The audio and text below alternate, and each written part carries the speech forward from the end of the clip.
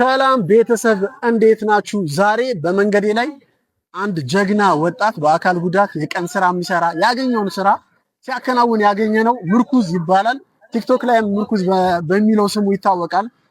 ስራዎቹ የሚገርሙ ናቸው። የአካል ጉዳት እንግዲህ እንደምትመለከቱት ቀኝ እግሩን ምንም መጠቀም አይችልም። ሙሉ በሙሉ ግራ እግሩ ላይ ነው እንደዚህ ባላንስ አድርጎ።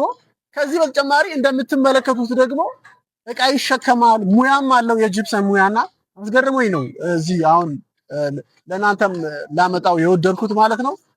ይሄ ስራ ለጤነኞች የማይሆነው እንኳን ለኔ እኔ ደግሞ የስራ ተነሳሽነትና የስራ ሞራል ስላለኝ ይህን ስራ ግዴታውን ነው ችግር አስገድዶኝ እየሰራሁ እገኛለሁ። ቲክቶክ ላይ ደግሞ 81,000 ተከታይ አለኝ። እናንተ 81,000 ተከታይ የኔ ቤተሰቦች ከዚህ ስራ እምወጣበትን መፍትሄ ፈልጉልኝ።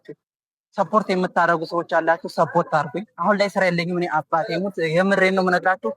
እንደዚህ በአንድ እግሬ ቁሜ የምሰራው ነገ የተሻለ ነገር ለማገኘት ነው። እሱን አጋጣሚ ላይ አግኝቼው አስቁሜ ነው። ውድ ቤተሰቦች፣ የእሱ ፋሚሊዎችም የኔ ፋሚሊዎች አይታችሁ እንደማታልፉት እርግጠኛ ነኝ።